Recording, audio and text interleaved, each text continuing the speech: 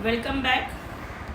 आज है 15 जुलाई 2025 और जैसे हमने कहा था कि हम नेक्स्ट एपिसोड में फनल जोन की एफएसआई पे डिस्कशन करेंगे, तो आज हम उसी के बारे में बात करेंगे। और ये है महाराष्ट्र सरकार का notice number TPB 4319/304/CR13/2022/UD 11 dated 28 मार्च 2025।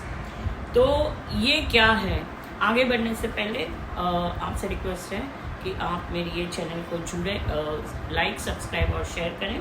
ये फ्री ऑफ कॉस्ट है और हम लेटेस्ट अपडेट के साथ ऑलवेज आते हैं। तो ये है जो प्रोविज़न रेगुलेशन 33 के जो हमारा DCPR 2034 है, उसके अंदर ये इंसर्ट करने का ये अमेंडमेंट का नोटिस है।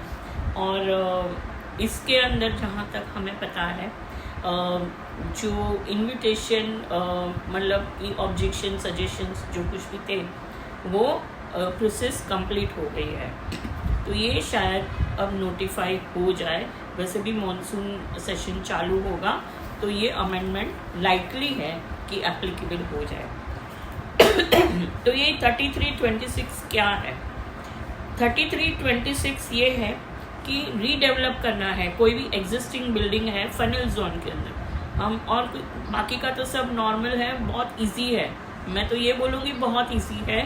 प्रॉब्लम CRZ फनल जोन और जहाँ पर आर्मी के रडार्स हैं और एयरपोर्ट के रडार्स हैं, वहीं पे प्रॉब्लम्स आती हैं। तो मैंने पहले भी कहा है, आप सतर्क रहिए। परचेज करने से पहले ये सारा वेरीफाई करके ही आप रीडेवलपमेंट में जाइए या परचेज कीजिए।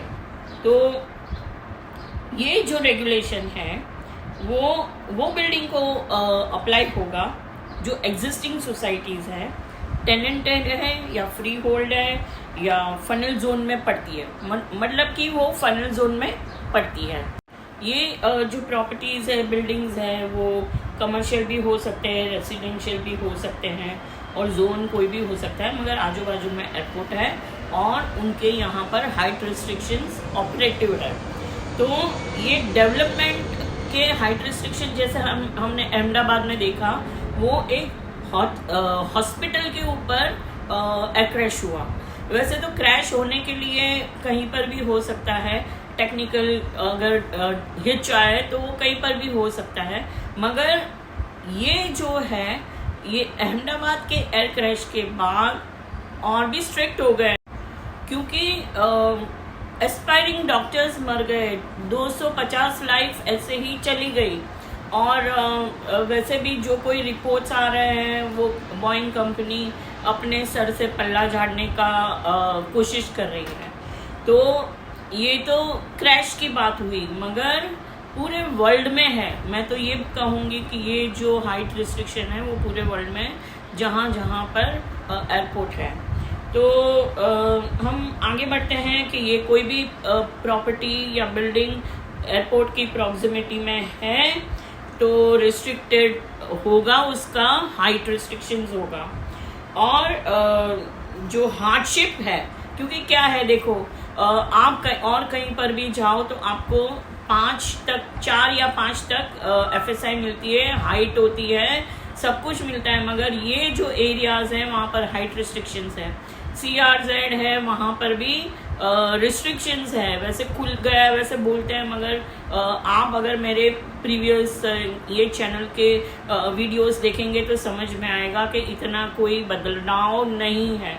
और अगर आपकी प्रॉपर्टी CRZ में है तो आपको CRZ का परमिशन भी सेंटर और स्टेट से लेना चाहिए, और वो एक एक्सपेंसिव अफेयर के साथ साथ टाइम कंज्यूमिंग भी है, जहाँ मतलब कि आपका ये जो प्रोजेक्ट है वो डिले हो सकता है। ये पॉइंट पे कि आपको CRZ अथॉरिटी और महाराष्ट्र CRZ एनवायरमेंट अथॉरिटी, उनका क्लियरेंस मिलने में 1 से 1.5 साल लग जाए।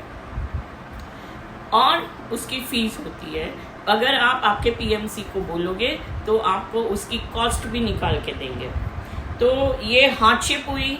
अगर CRZ 1 या 2 में हूँ और मैं एयरपोर्ट के फनल जोन में, मतलब कि मेरे बिल्डिंग के आसपास से एयरक्राफ्ट उड़ रहे हैं, मतलब प्लेन उड़ रहे हैं, प्लेन लैंड हो रहे हैं, चाहे तुम्हारा एयरपोर्ट तुमसे दूर है, 10 किलोमीटर दूर, 15 किलोमीटर दूर, 20 किलोमीटर दूर, मगर आपके बिल्डिंग के आजू बाजू से एयरक्राफ्ट उड़ रहे हैं और एयरक्राफ्ट लैंड हो रहे हैं, तो ये आपके लिए है।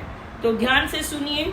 तो ये आपको हाइट रिस्ट्रिक्शन है, आपका बिल्डिंग एक एक्स हाइट से ज़्यादा नहीं हो सकता है। प्रपोजल शायद वो लोग रिलैक्स करें, मगर मैं ये कहूँगी कि आप उसमें मत पड़िए, क्योंकि फ्यूचर में 5 साल, 10 साल, 15 साल अगर आपने टॉप फ्लोर पे कोई परचेज किया है आपका फ्लैट और आप फनल जोन में हो, तो शायद आपको डिमोलिशन की नोटिस पक्का आएगी।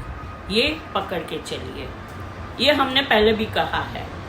तो ये प्रावधान में क्या प्रपोजल है हम देखते हैं। सबसे पहली प्रपोजल है कि मैक्सिमम FSI जो परमिसिबल है प्लॉट ऑफ लैंड पे, वो रेगुलेशन 30 के हिसाब से होगी। अब रेगुलेशन 30 जो है टेबल 12, वो आइलैंड सिटी ऑफ मुंबई में मैक्सिमम परमिसिबल FSI 1.33 दिखा रहा है, और जो रोड की विड्थ पे है 9 मीटर है तो 1.33, 9 मीटर से ज़्यादा है तो 2 की FSI। अगर रोड की विड्थ मतलब की चौड़ाई वो 12.20 मीटर से लेके 18.3 मीटर है तो 2.4, और अगर 18.3 से ज़्यादा चौड़ाई है आपके रोड की तो 2.7, और अगर 30 मीटर से ज़्यादा है, ये बहुत कम होता है वैसे, 30 मीटर से ज़्यादा है तो 3। ये हुआ आइलैंड सिटी ऑफ मुंबई। और BARC जो M वार्ड है वहाँ पर बहुत रिस्ट्रिक्शंस है, 0.75 है। तो और एरियाज जो CRZ अफेक्टेड है, जैसे कि एरिंगल है, P नॉर्थ वार्ड है, R वार्ड है, गाउथन प्रॉपर है, तो वहाँ पर परमिसिबल 0.50 है। The remaining area of suburbs and extended suburbs, मतलब कि बैंड्रा से लेके बोरीवली, विरार, वसई, तो वहाँ पर है मैक्सिमम 2.5 की FSI मिलती है, 1 से लेके मैक्सिमम 2.5। ये रेजिडेंशियल और कमर्शियल बिल्डिंग के लिए। आइलैंड सिटी में इंडस्ट्रियल एरिया नहीं है, वैसे परमिसिबल ही नहीं है, फिर भी 1 की FSI मैक्सिमम बताई है। वैसे सबर्ब्स एंड एक्सटेंडेड सबर्ब्स में इंडस्ट्रियल FSI 1 की बताई है। तो अभी हम आगे बढ़ते हैं फंजिबल FSI पे। तो वो 31(3) के तहत आपको फंजिबल FSI मिलेगी। हम ये बात कर रहे हैं वो बिल्डिंग की जो है फनल जोन में, मतलब कि एयरपोर्ट के आसपास एयरक्राफ्ट के लैंडिंग और टेक ऑफ के साइट पे है ये, तो इसको 31(3) के अंदर मिलेगी।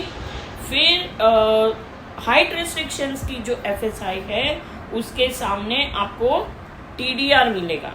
तो ये जो TDR है, एग्जिस्टिंग बिल्डिंग्स जो है और बिल्टअप एरिया, जो एग्जिस्टिंग लीगल बिल्टअप एरिया है ऑथराइज बिल्टअप में कंज्यूम नहीं कर सकते क्योंकि हाइट रिस्ट्रिक्शन है, तो उसके सामने आपको TDR अनकंज्यूम, तो अनकंज्यूम जो बिल्टअप एरिया है उसका आपको TDR मिलेगा और ओनर को मिलेगा।